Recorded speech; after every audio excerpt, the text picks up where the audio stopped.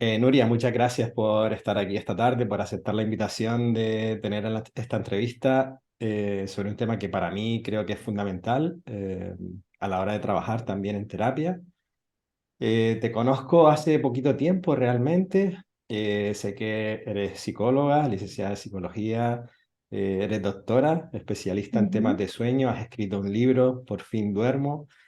Em, ¿Qué te parece si me cuentas más sobre la historia? ¿Cómo llega Nuria a este lugar donde está ahora, trabajando el sueño en las personas, ¿no? El dormir bien?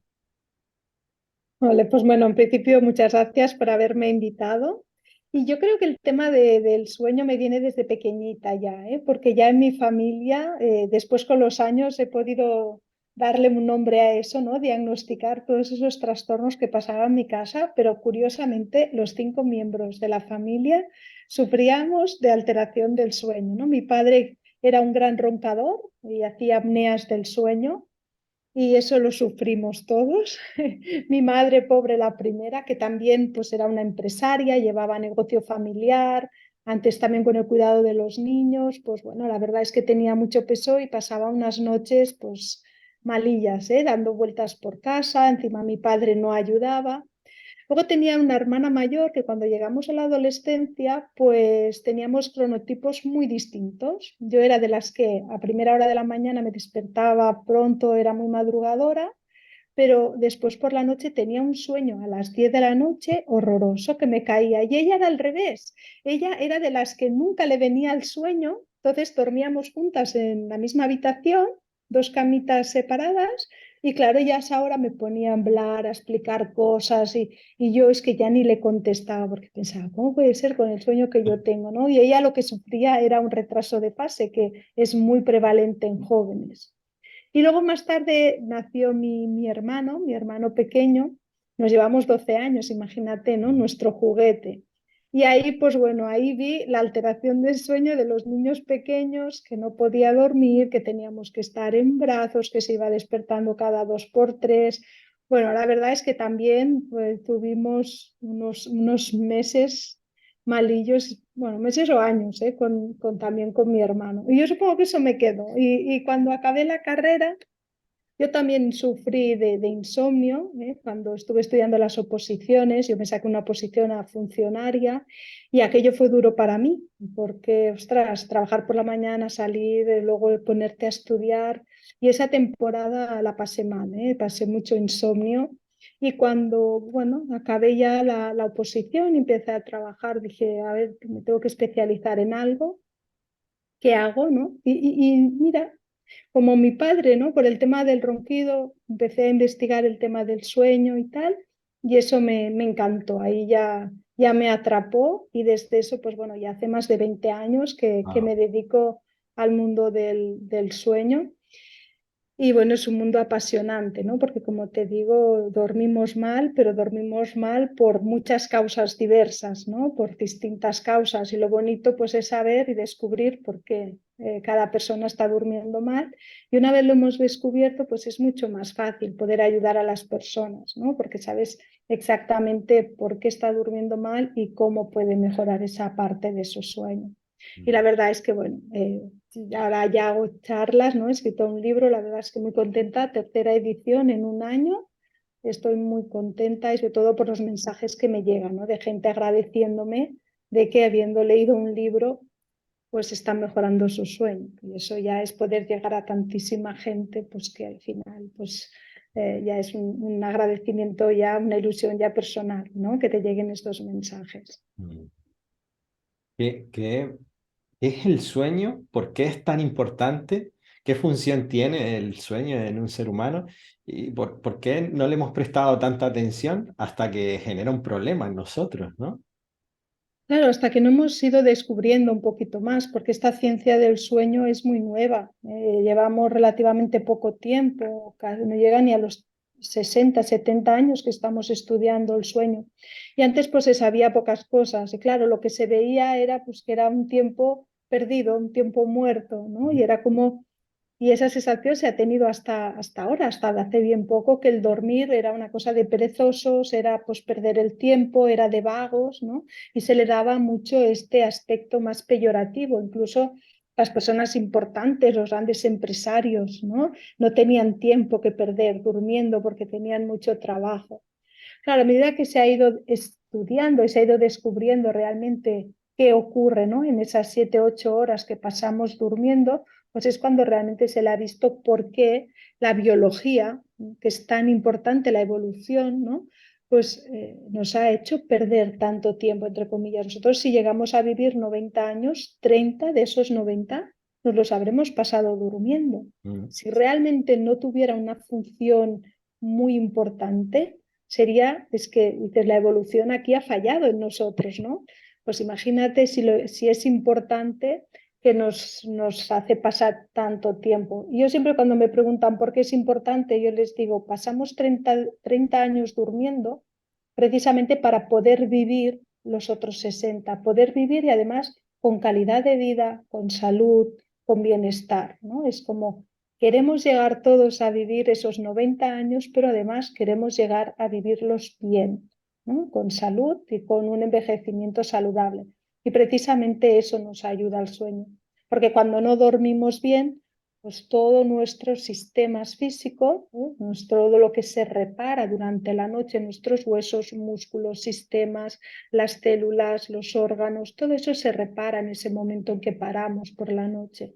Si nosotros no paramos suficiente, es como si tuviéramos un coche y no lo entramos al taller, ¿no? Que poquito a poquito irán fallando aquellas cosas, ¿no? Habrá un sistema, habrá otro, y al final, pues eso son patologías, patologías graves, crónicas. Pueden ser físicas, pero también, y eso se ha estudiado muchísimo últimamente, que es la patología también la salud mental. Cuando no dormimos bien hay una relación directa con un aumento de ansiedad durante el día. También ese aumento de ansiedad acaba alterando el estado de ánimo hacia una depresión. Por lo tanto, ya no es solo unas patologías físicas, sino también mentales, ¿no? Mm. Y las necesidades del sueño son las mismas para todas las personas, porque como decías, ¿no? Conozco gente del mundo de la empresa, incluso conozco gente del mundo espiritual que es capaz de decirme que duermen 4 o 5 horas y que se sienten muy bien con respecto a eso, ¿no? Entonces, ¿qué hay con respecto al tiempo de sueño?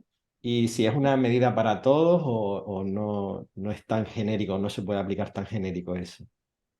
Mira, como especie animal, claro, si nosotros miramos cada especie animal, vemos que cada especie tiene unas necesidades distintas de horas de sueño. Entonces, las personas, como animales que somos, nuestra especie necesita dormir entre 7 y 8 horas. Eso es la población general, ¿eh? Estamos hablando de un 85-90%. Luego están los extremos, que son ese 5% que quizás, ¿no? Con menos de 6 horas tendrían suficientes, 6, 7 horas, y algunas personas, el otro 5%, que necesitarían entre 8 y 9. ¿Vale? Hablaríamos entre 7 y 8, entonces de 6 a 7 y de 8 a 9, un 5% y un 5%. Por debajo de 6 y por encima de 9, eso ya es muy difícil que alguien, por ejemplo, una persona que duerme menos de 6 horas, pueda aguantar, pero ya empieza a tener estas consecuencias. Es decir, hay personas que me dicen, Nuria, es que yo duermo con 6 horas o menos y yo no noto nada, no me siento bien, ¿no? Eso que decías tú, por ejemplo, muchas personas que te lo dicen. Claro, cuando nosotros reparamos nuestra parte física y nuestra parte mental cuando dormimos, lo hacemos como en dos bloques. La primera mitad de la noche reparamos más la parte física y en la segunda mitad reparamos más, así en general, ¿eh? Más Ujú. la parte más cognitiva, más mental, la concentración, la atención, los estados emocionales. Entonces, ¿qué pasa? Nos queda como se enmascara un poquito, ¿no? Esa sensación, porque sí que a las 3, las 4 yo me despierto y me puedo sentir muy bien físicamente, porque esa parte física sí que la he reparado, pero ¿qué me pasa a nivel cognitivo y emocional? ¿No? ¿Cómo me siento durante el día? ¿Cómo está mi estado de ánimo? ¿Estoy acelerada? ¿Voy como una moto? ¿Sí? ¿Me cuesta concentrarme en el trabajo? ¿Voy de un tema al otro sin focalizar o prestar atención? O, por el contrario, ¿no? Dormimos 6 horas, pero después necesitamos de 3 o 4 cafés durante el día, ¿eh? Y eso tampoco no lo relacionamos. Entonces, a veces tenemos como un falso engaño, ¿eh? Porque no estamos durmiendo lo suficiente y eso también después a la larga podemos ver todas esas consecuencias negativas. Por ejemplo, hay personas, los niños, ¿no? Los niños pequeños necesitan dormir más, muchísimo más. Hablamos, por ejemplo, que los recién nacidos duermen como unas 18 o 20 horas. Después los niños en primaria, pues unas 10, 12, los adolescentes 8, 9. Y después hay un grupo de población que también requiere de muchas horas. Los grandes deportistas que desgastan tanto físicamente necesitan también de dormir más horas. Y los grandes empresarios que también trabajan son los atletas cognitivos, que también tienen mucho desgaste mental, ¿no? Cognitivo, también necesitan dormir muchas horas, porque si no, les falta esa segunda parte de la noche y después al día siguiente rinden, porque tienen mucha capacidad, pero fíjate que si durmieran esas 7 u 8 horas, ya lo saben, ¿no? Que rendirían muchísimo más. Y ahora eso ya lo están descubriendo, ahora, ¿eh? Y ahora ven que el hecho de dormir más es una inversión, ¿eh? Como hacen inversiones en la empresa, ¿eh? Para también sacarle más rendimiento, pues en su sueño también, ¿eh? Hacen esa inversión de sueño para poder rendir ellos más y también a la vez pues, notar esos resultados en sus empresas. Influye, o sea, se oye, ¿no? Lo de en esas 7 horas, 7, 9 horas, la calidad del tiempo que se pase durmiendo. Cómo se puede saber cuál es la calidad del sueño? Pues yo puedo estar 9 horas en la cama y a lo mejor tener un sueño, digo, no lo sé, Uh muy -huh. superficial. Superficial. Ujú. Uh -huh. Y Claro, siempre yo digo que es muy fácil saberlo o escuchándonos un poquito, ¿no? ¿Cómo me levanto por la mañana? Si yo después de dormir 7 u 8 horas me levanto con la sensación de no haber descansado suficiente, cansada, como que no he descargado suficiente las pilas, pues seguramente esas 7 u 8 horas no han sido buenas, ¿eh? O cómo me mantengo a lo largo del día. Si yo cuando estoy en una situación aburrida o una situación sin estímulos, ¿no? Por ejemplo, de copiloto de un coche o en un cine, me duermo, me cuesta mantener esa alerta, bueno, pues seguramente mi calidad de sueño no ha sido suficiente, ¿no? Y después por la noche. Fíjate que nosotros los expertos llamamos calidad de sueño a que en esas 7 u 8 horas que pasamos por la noche vamos pasando por las distintas fases de sueño que hay, ¿eh? Hay una fase de sueño más profundo donde se repara esta parte física y otra fase que es la de sueño REM, que es muy conocida, que es donde reparamos la parte pues, más cognitiva o emocional. Necesitamos que nuestro sueño, cuando dormimos, vamos entrando a sueño profundo y luego fase REM, sueño profundo, fase REM, ¿eh? Vamos bajando y subiendo. Es como si hiciéramos un surf, ¿no? Surfeando las olas. Entonces, si yo en mi noche he pasado por todas esas fases y lo he hecho de forma, ¿sí? Alterna, cíclica, eso quiere decir que estamos durmiendo suficiente y que tenemos una buena calidad de sueño. Pero claro, nosotros no lo podemos saber si hemos pasado por todas las fases, ¿no? Los expertos sí. Por eso siempre decimos, entonces te tienes que escuchar y ver si realmente después de dormir estas 7 u 8 horas, tu calidad de vida, tu día, es bueno, ¿eh? Porque si no, aun durmiendo estas 7 u 8 horas, seguramente pues no estés teniendo un sueño reparado. ujú. Qué interesante lo que compartes de aprender a escucharnos, porque ahora tenemos tecnología para todo el mundo tiene un relojito que le dice incluso cuántas horas duerme, si duerme con cierta calidad o no. Realmente son aparatos de los que nos podemos, es curiosidad, ¿vale? Nos podemos fiar Mm. o el verdadero termostato está en escucharnos a nosotros y ver al día siguiente cómo nos encontramos. Todo ayuda, ¿no? Yo siempre digo que estos aparatitos te pueden ayudar mucho, sobre todo a ver pues cómo cambia de una noche a la otra, ¿no? Pues fíjate, hoy he dormido tantas horas, mañana, uy, pues hoy me he pasado porque hoy me fui a dormir tarde viendo Netflix, ¿no? Y me he ido a dormir, solo he dormido 5 horas. Está muy bien porque así pues podemos tener un poquito el registro, pero no debemos tampoco obsesionarnos con eso. Porque una de las cosas que yo a mis alumnos, ¿no? de los programas, siempre cuando entran al programa, siempre les digo es fuera esos relojes, porque está bien para tener una información a más, pero cuando ya empezamos a dormir, que nos volvemos un poquito obsesivos, ¿no? de cuánto he dormido y la calidad, y ahora me dice esto y me dice lo otro, sí que pueden ser, ¿no? como registros fiables. Pero bueno, yo siempre digo que nos tenemos que dejar llevar más por nuestra sensación, ¿no? Porque el tiempo al final entre cada persona es relativa. A lo mejor una persona duerme 8 horas, pero tiene muy mala calidad, y otra persona, pues a lo mejor duerme 7, pero tiene una calidad muy buena y para eso, para esa persona ese sueño ya es muy bueno, ya le sirve, ¿no? Mm. Por lo tanto, sí que nos ayuda, pero hay que ir un poquito con cautela, sobre todo cuando empezamos a dormir mal, porque si no es fácil de que nos obsesionemos con el sueño y esa obsesión precisamente es la que después no nos deja dormir y no nos deja salir de ese insomnio. Mm. Hablaste de alteraciones del sueño antes. ¿Cuál es la alteración del sueño más importante con la que trabajas o con la que te especializas tú? Mm. La que tiene más prevalencia es el insomnio. El insomnio existe alrededor de un 33% de la población. Es decir, que al menos un 33% de las personas pasarán una temporada de sus vidas durmiendo mal. Esa es la más prevalente. Fíjate que los estudios que hicieron durante el COVID, ¿no? En España, que se hizo 2 estudios de cómo estaban durmiendo las personas, fíjate que no teníamos horarios, casi no había, ¿no? estrés, estábamos todos en casa, había preocupación, eso sí, Mm. mucha, pero había más de la mitad de la población, hablábamos de un 51-58% de la población que decía no estar satisfecha con su sueño.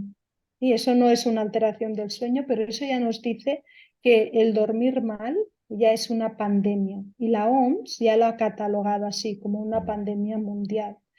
Por lo tanto, yo creo que esta es, digamos, la alteración del sueño por excelencia. Después, la que hablábamos, ¿no? Las apneas, los ronquidos, es menos prevalente, hablamos de un 4% en los hombres, un 2% en las mujeres, pero sí que le tenemos que dar mucha importancia, sobre todo por la gravedad que puede llevar esta patología, que puede llevar incluso pues, a la muerte, ¿no? A sufrir hipertensión o problemas cardiovasculares e infartos. Por lo que, como es muy grave, pues también le tendríamos que dar mucha importancia. Ujú.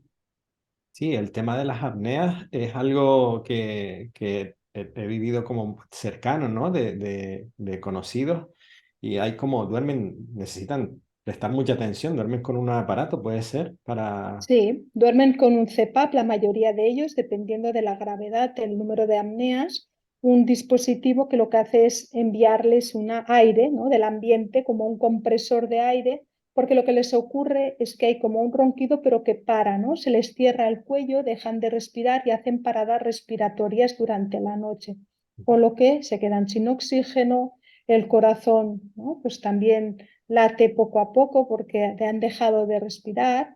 Entonces, finalmente el cerebro, para poder respirar, cuando se da cuenta que se está ahogando, es como que los despierta, ¿no? Y les va generando despertares.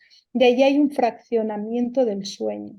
Y el corazón, pues está sufriendo porque cuando se despierta, tiene que volver a latir muy rápido para restaurar esos niveles de oxígeno. Y Ujú. eso si va pasando noche tras noche y 20 veces o 30 o 300, como puede pasar en una noche, pues fíjate las consecuencias a nivel cardiovascular. Entonces, este dispositivo, que es el CPAP, lo que hace es tirar aire a presión y mantener el cuello abierto. La persona va respirando con normalidad y pues se acaba el ronquido, se acaban las apneas. O sea que es un dispositivo que realmente ayuda mucho, ¿eh? Es como unas gafas, el día que te lo pones ves y el día que te la quitas no. O sea, no cura el problema, pero lo arregla, ¿eh? Y este dispositivo, pues desde la primera noche ya consigues que la persona pues ya esté durmiendo y descansando bien. Mm. La señal sería también esos despertares nocturnos y la dificultad al día siguiente, sería el problema Sobre principal. todo lo que notan es un sueño como muy poco reparador, que no han descansado y después estas personas tienen generalmente mucha somnolencia durante el día. Son gente que se puede quedar dormida fácilmente.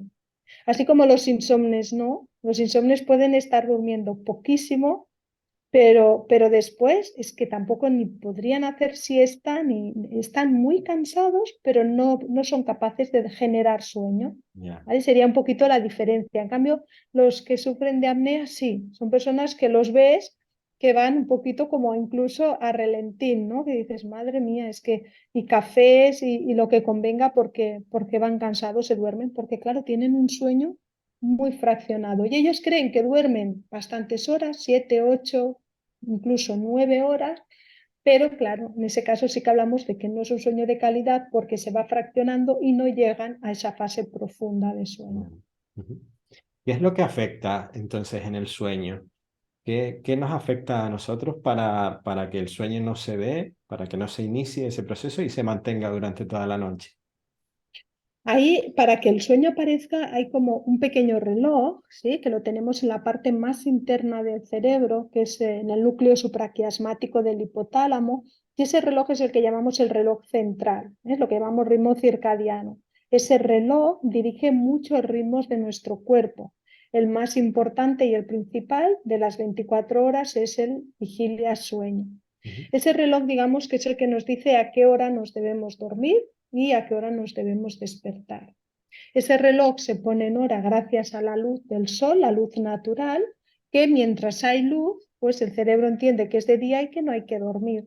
En el momento que ya empieza a bajar la luz del sol, se pone el cielo de esos colores tan bonitos, cálidos, el cerebro empieza a entender que hay que empezar a relajarse y empieza a segregar la melatonina, que cuando ya ha llegado la noche, es decir, que nos hemos quedado en oscuridad total, esa melatonina es la que nos hace empezar a dormir y nos mantiene el sueño hasta el día siguiente. ¿Vale? Por lo tanto, el ritmo circadiano con la melatonina es uno de los factores y el otro factor es la presión de sueño. Cuanto más tiempo pasamos despiertos, pues vamos como acumulando sueño, ¿no? Vamos acumulando sueño, sueño. Esto es la adenosina de nuestro cerebro, ¿no? Se va como acumulando, acumulando y cuando ya tiene una gran cantidad, pues nos hace dormir. Luego por la noche es como que vamos quitando esa acumulación de adenosina hasta que nos volvemos a despertar. Es un proceso homeostático, ¿no? Pues ujú, cuando se unen estos dos procesos, hay un momento idóneo, que es lo que yo llamo la puerta abierta al sueño, que es el momento idóneo para empezar a dormir. Y eso también nos tenemos que escuchar, porque son aquellas señales que estamos leyendo o viendo un capítulo y dices, ay, parece que me viene el sueño, ¿no? Que me empieza a picar todo, los bostezos, pero claro, el capítulo está interesante, pensamos que es demasiado pronto, pasamos ese ratito y luego se nos cierra la puerta y luego ¿qué nos pasa? Que luego ya nos cuesta más volver a dormir, es como que nos ha pasado la hora, ¿no? Del sueño y luego nos cuesta volver a dormir. qué interesante. Recordaba, estuve una vez en un curso de supervivencia, Ujú. nos tiraban en el campo y nos costaba dormir, sobre todo dormir en suelo de tierra, ¿no? Y lo que nos decían es, no se preocupen que al tercer o cuarto día dormirán, ¿no? Es como- Esa es la presión de sueño, ¿eh? No, porque sí que le damos mucha importancia también al entorno, ¿no? Nuestra habitación tiene que ser un lugar agradable, que esté todo ordenado, que transmita paz, ¿no? Si entramos en una habitación donde hay mucha ropa, libros, todo tirado por el suelo, con colores muy chillones, que huele mal, claro, eso no invita al sueño, ¿no? Al final sí que tenemos que tener en cuenta que nuestro dormitorio sea confortable. Pero cuando uno tiene sueño, realmente duerme donde sea, con ruido, ¿eh? Y eso que los insomnes pobres lo pasan fatal, porque solo que oigan un ruidito, un poquito de luz, tienen que tenerlo todo perfecto y como están tan pendientes de que todo el entorno esté perfecto, al final, claro, no duermen, ¿no? Porque están demasiado pendientes de eso, ¿no? Cuando al final sí te tendría que dar igual, ¿no? No, cuando uno tiene sueño, ya te digo, ni con ruido, con luz, con sea, uno se duerme. Sí, empato la pregunta porque creo que puede ser, que es interesante, ¿no? ¿En qué momento, antes decías, ¿no? Que todos en algún momento vamos a tener alguna alteración del sueño en nuestra vida, ¿no? ¿En qué momento se vuelve crónico la dificultad para dormir? Por ejemplo, eso, El El insomnio insomnio. hablamos que cuando llevamos un mes aproximadamente, con 3 días a la semana más o menos durmiendo mal, es decir, que nos cuesta empezar a dormir y nos cuesta más o menos más de media hora, o nos despertamos durante la noche y estamos también esa media hora despiertos, para volver a dormir otra vez. Si es un mes, hablamos de insomnio, y ya a partir de los 3 meses ya estamos hablando de un insomnio crónico. Claro, hay momentos, por ejemplo, hemos hablado que hay un 33% de las personas que sufrirán este trastorno del sueño, pero por ejemplo, las mujeres, ¿no? En edad de menopausia, pues ahí vemos que aumenta muchísimo, sobre todo en la perimenopausia y la posmenopausia hablamos que ya aumenta casi a un 50, entre 50 y 60% de las mujeres con menopausia sufren de alteraciones del sueño. Es decir, hay ciertos momentos en que vemos, que esa prevalencia puede aumentar también.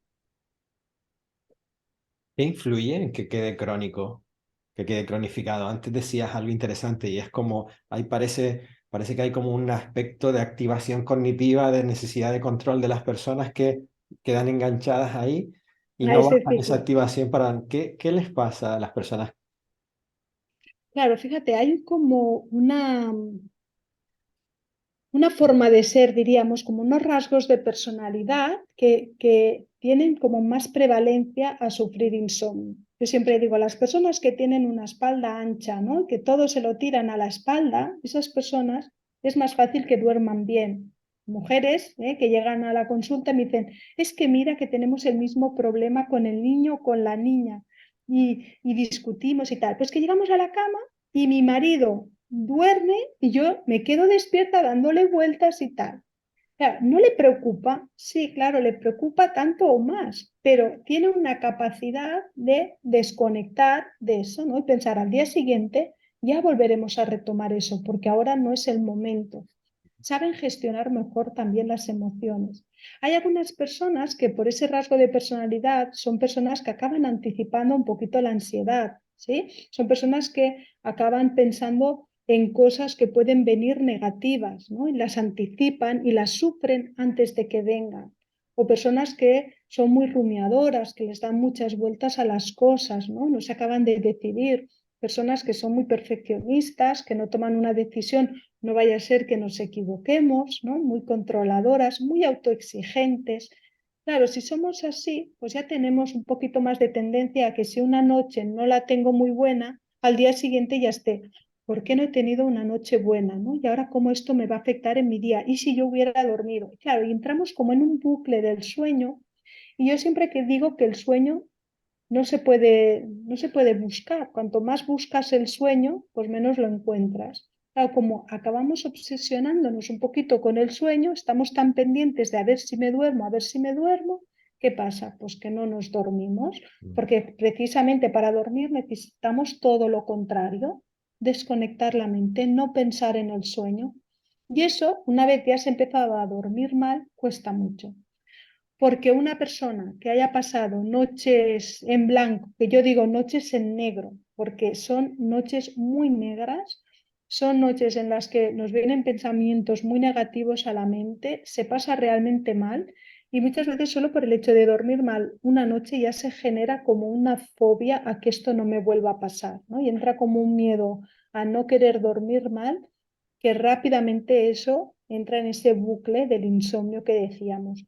Precisamente eso es lo que trabajo, ¿no? En el programa, cómo yo puedo volver a frenar mi mente, a quitarle esa presión al sueño, cómo puedo ayudarme a no ser tan rumiadora, a quitarle, pues, bueno, a gestionar un poquito más todo aquello que me toca vivir, a no anticipar lo que todavía no ha venido. Sabemos que en un 90% todo aquello que pensamos que va a venir luego no ocurre, a que estamos sufriendo en balde.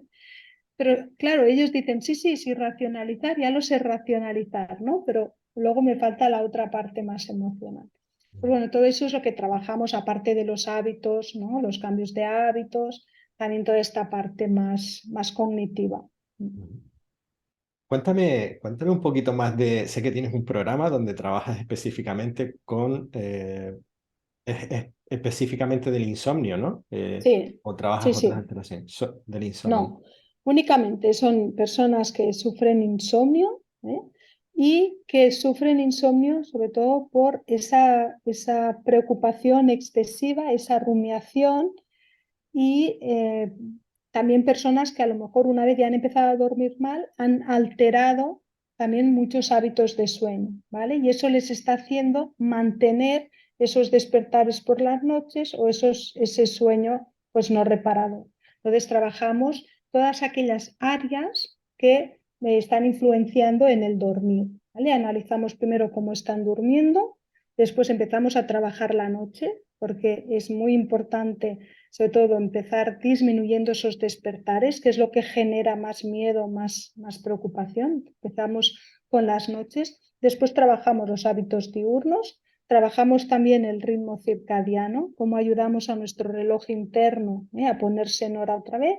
Finalmente, toda esta parte cognitiva que te decía tan importante de nuestra forma de ser, cómo saber gestionar las emociones. Y finalmente trabajamos la prevención de recaídas, ¿no? De cómo pasamos de ese dormitorio o esa noche, ese sueño que es mi enemigo, y no quiero ni pensar en dormir, cómo vuelvo otra vez a que el sueño sea mi aliado, y sea pues mi mejor amigo, porque al final el sueño tiene que ser nuestro mejor amigo porque es el que nos ayuda después a poder disfrutar de nuestro día y poder dar lo mejor de nosotros.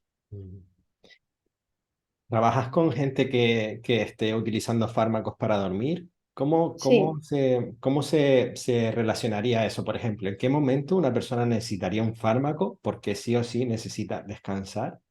Y Ujú. cómo se gestionaría el uso de ese fármaco? Porque como hablábamos antes, al fin y al cabo, eh, necesito cambiar hábitos para poder dormir, porque si no, desde que retire el fármaco voy a estar, sí, mi cuerpo estará quizá un poquito más descansado, pero mis hábitos seguirán siendo los que son, ¿no?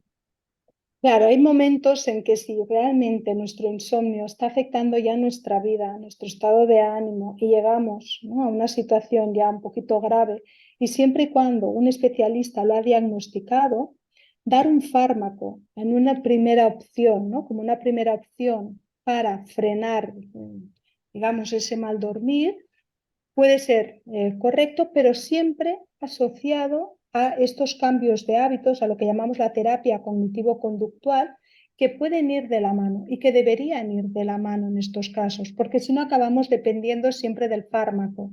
Si no aprendemos nada más, el día que queremos retirar ese fármaco no podemos, porque no tenemos otras estrategias, no sabemos qué nos ha afectado el sueño, no sabemos qué debemos cambiar ni cómo. Entonces, muchas personas que llevan años consumiendo fármacos entran en el programa, empezamos a cambiar, ¿no?, todas estas áreas del sueño, empezamos a mejorar, a adquirir estrategias, hábitos saludables y a la vez que ya empiezan a adquirirlos, ya empiezan a tener seguridad, ¿no?, de que están durmiendo mejor y que si una noche no duermen tan bien, saben qué hacer, es cuando empezamos lentamente a retirar esta medicación. ¿Sí? Retiramos la medicación, a veces ayudamos con suplementaciones, con fitoterapia, ¿vale? Para que todos si llevan muchos años, para que puedan ir retirando este fármaco y sigan durmiendo bien, porque el objetivo es que duerman bien, no retirar el fármaco por retirar y que vuelvan a dormir mal, eso no nos sirve, ¿eh? Tienen que seguir durmiendo bien, para que a la larga diga, ya me siento segura porque sé qué hacer, porque el problema es que cuando van al médico, ¿no?, y le dicen, bueno, pues es que ahora ya duermo bien. Y el médico dice, ah, pues venga, hoy no te tomes la pastilla. Ya se le ponen los pelos así, como pinchos, ya con una ansiedad brutal, el cortisol arriba de todo. Dices, es que es imposible, es que así no vas a dormir. Por eso el miedo, ¿no? El si no duermo. En cambio, cuando tienen estrategias, saben qué hacer si no duermen y con eso van adquiriendo la práctica y la seguridad, pues el día que dices, venga, va, intentamos ir reduciendo poco a poco esa medicación, ellas se sienten más seguras, más tranquilas, más relajadas y les es muy fácil entonces. Sí, conozco casos incluso de personas que toman medicación para dormir, que se han quedado dormidas sin tomar la medicación y se despiertan para tomársela. Es como muy extraño, ¿no? Sí, Esa sí, muleta que se coge sobre el fármaco, ¿no? Para poder dormir. sí. Que, Sí, porque además con el tiempo muchas veces toda la parte más química ya no hace mucho efecto ¿Mm? porque el cuerpo ya lo ha tolerado, ¿no? La tolerancia. Pero hay una parte psicológica brutal. Yo sé que me la tomo y duermo, ¿no? Es esa parte de placebo que a la vez no es placebo porque realmente si le midiéramos los niveles de ansiedad serían bajos, ¿eh? O sea que hacen ese efecto de estoy tranquila porque sé que me la tomo y duermo. Pero ya la pastilla poco le hace. Pero si esta persona le intenta retirar la medicación, es brutal, no duermen toda la noche, ¿vale? Entonces yo a veces también lo pongo en una balanza y pienso, si estás tomando algo mínimo y te ayuda mucho, y al final es lo que intentamos buscar, ¿no? Cómo con menos tienes bastante buen sueño. Pues que fíjate que hay muchas personas, José, que llegan a consulta tomando mucha medicación y dicen, es que encima duermo mal y estoy durmiendo mal. Mm, Eso sí que no nos lo podemos permitir. Es decir, si estás durmiendo mal, quita medicación porque no vale la pena. mm, Ahora, si con algo, con poca medicación te ayuda mucho, pues oye, es que no dormir también tiene consecuencias negativas. Ahí buscamos un equilibrio. Es que hay gente que está tomando la medicación y aún así no duerme. Pues entonces hay que retirarla, seguro. mm. Trabajas con, nombraste, ¿no? De suplementación, está la melatonina, está el magnesio, que dice que también nos ayuda con el Mm. tema del sueño. ¿Hasta qué punto se podría trabajar con eso? Bueno, me imagino que hay un profesional que está diagnosticando todo el tiempo respecto al sueño y es el que decide medicar o no, pero ¿funciona esa, digamos, parte más natural a la hora de acompañarnos en el sueño, la experiencia con la que tú trabajas?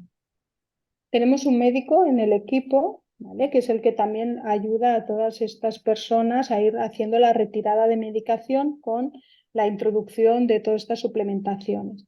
Las suplementaciones ayudan siempre y cuando estén bien, digamos, recetadas o bien dadas, ¿no? ¿Por Ujú, qué? Porque, como decíamos, no todo el mundo duerme mal por lo mismo.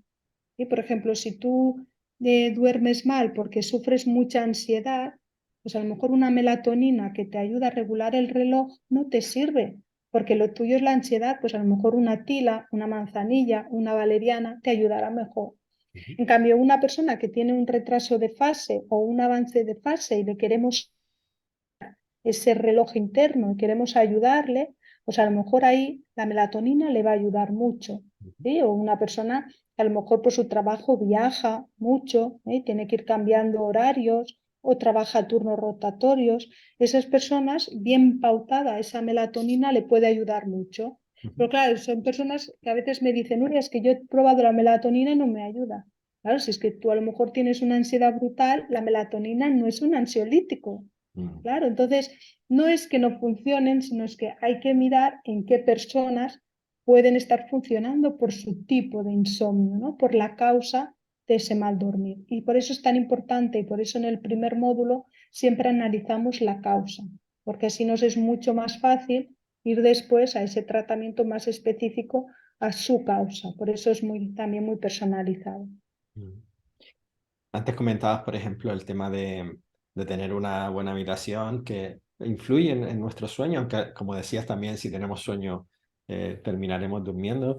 ¿Qué recomendarías a las personas que nos están viendo como estrategias naturales, quizá para naturales o estrategias que ellas mismas podrían ir practicando para adentrarse o preparar al cuerpo quizá a ese sueño, ¿no? Me venían, por ejemplo, pues lo que hablábamos, a lo mejor temas de higiene del sueño o Ujú. propias técnicas de respiración. No sé, ¿cuál crees que podríamos compartir aquí en esta entrevista? Hay muchísimas. Fíjate que podríamos estar diciendo aquí 30. En el libro hay más de 30, o sea que ahí podríamos decir muchísimas, pero yo creo que como más importantes es aquel momento previo al sueño, ¿no?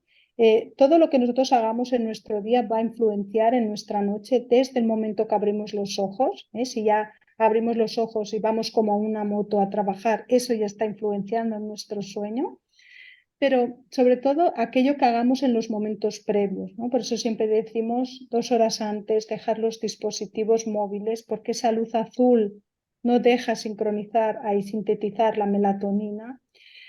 Cenar también pronto, porque si nos cenamos muy tarde y después vamos a dormir enseguida, no podremos bajar la temperatura corporal que necesitamos enfriar el cuerpo. Y si no lo hacemos, no podremos dormir.